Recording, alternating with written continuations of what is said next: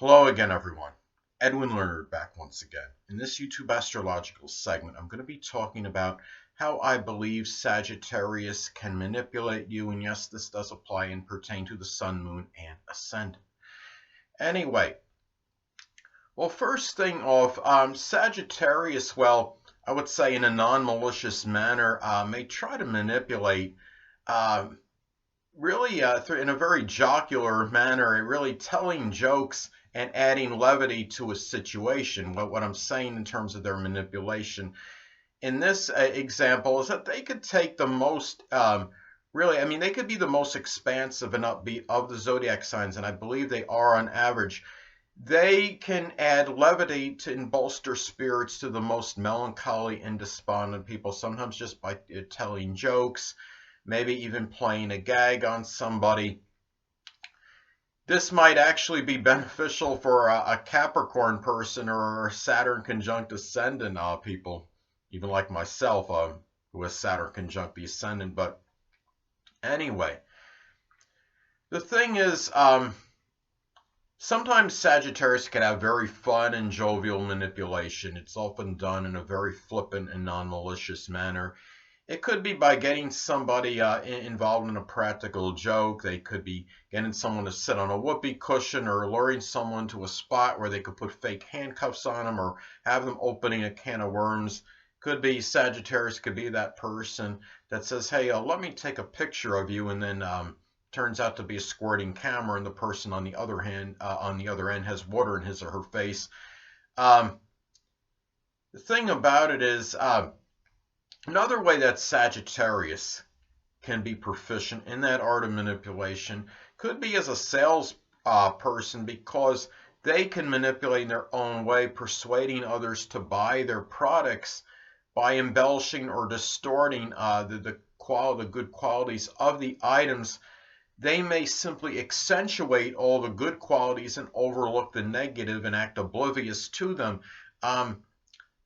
They also, I mean, they are about sometimes manipulating words a certain way, such as saying this workout equipment is only $289.99, emphasizing the word only, or saying this revolutionary product is good, is such and such, where it might just be maybe just a slight upgrade in terms of an innovative product compared to another one.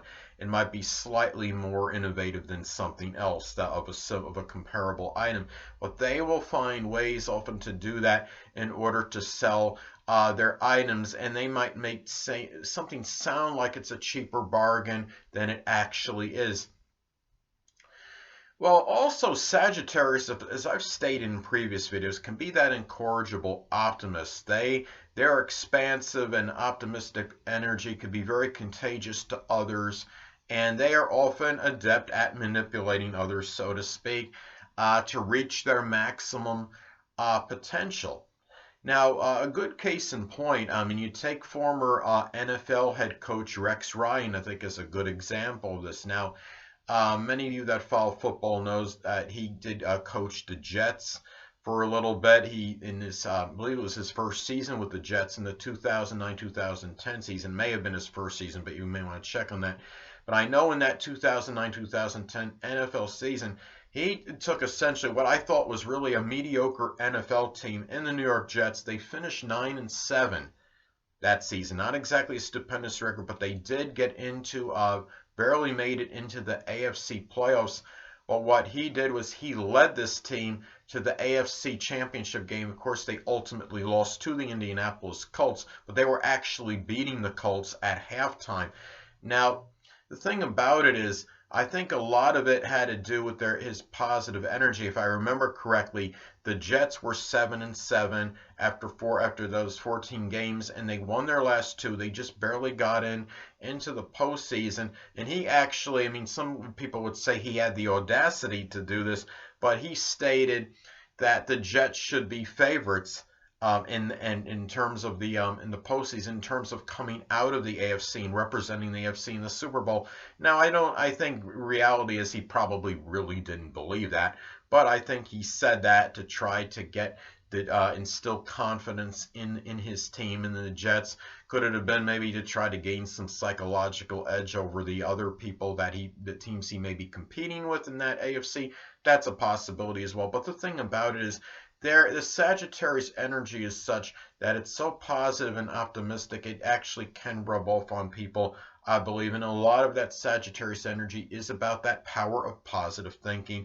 I think that his energy did help the Jets at that particular point in time and propel them to go deep into the postseason. Now, the thing about, and they are really good again at others to reach their potential or maybe surpass or supersede what that potential may have been perceived at one time. Now, the thing about Sagittarius as well is that you look at I mean, you take some other I think I got some other examples where Sagittarius is. I mean, the others feed off their positive energy. Some of you may remember some time ago, this was in 1969, Super Bowl III, prolific NFL quarterback at that time, Joe Namath, who has Sagittarius rising, made a proclamation and guarantee that the Jets were going to defeat the Colts in the Super Bowl. And I'm sure a lot of people mocked him and taunted him and thought that what he was saying was preposterous. But the Jets, I don't remember exactly what it was, but it was somewhere around 17, maybe 18-point underdogs going into that game. And he led the Jets facing insurmountable odds to an improbable Super Bowl victory. And the thing about it is, and also I do believe that Super Bowl victory may have given the AFL more credibility and might have accelerated that merger between the AFL and NFL and brought those teams into the NFL at that time. And I think that might have done it because the AFL had lost the previous 2 Super Bowls prior to the Jets winning Super Bowl III. So, and the thing about it is, I think a lot of that is just the power of positive thinking. Joe Namath embodied that, I thought, and he got his players and teammates to rally around that. And I think that did play a vital role in them ultimately winning that game. Another good Sagittarius that embodies that energy in terms of where they manipulating maybe something in a positive way was his quarterback Aaron Rodgers. It was a couple seasons ago where he made kind of a semi-proclamation. He said he felt that the Packers could win the final 6 regular season games. Again, he has a son in Sagittarius. And what happens? They go on to win those 6 games and they make the postseason. And if I remember right, they went all the way to the NFC title game. So a lot of this is just a lot of this positive energy that I think helps propel Sagittarius and also people that are connected with them to greater heights, I believe. Now, another thing is the thing about Sagittarius, so on a negative slant in terms of the manipulation, they might have the ability to get others to actually make them feel down in about the same extent that they could elevate someone's spirits. Sagittarius can have the ability, unfortunately, to demoralize others to the point of embarrassing them. They could be very cutting and hurtful. They generally don't sustain any animosity toward others or hold grudges for protracted periods, but they still can really bring people down. One time I had a friend of mine with a Sagittarius moon that had given me basically an ultimatum one time. This was many years ago. This was around, it might have been 1991, 92, somewhere around there. And he said, well, you know, Eddie, I don't want anything to do with somebody that's not doing anything with his life. So he basically said to me that if you don't go out and start doing something with yourself in terms of work or whatever it was, that he was going to eradicate the friendship with me. So, I mean, that basically in Sagittarius sometimes do something like that. Sagittarius people might issue some kind of ultimatum or do something to get you to augment your life, and in a way to do it in a way, and it's not necessarily to be malicious, but it's to get you to greater heights in your life and to do more for yourself, doing something more positive for yourself, because that's still connected with the positive energy. It's a little manipulation, but that is sometimes what Sagittarius will do if they feel that they're forced to do something like that, if times become desperate and they see that somebody, a friend of theirs, might really not be doing much with themselves, or they're in a very, as their life situation might be very negative or adverse or what have you. Hold on a moment, people.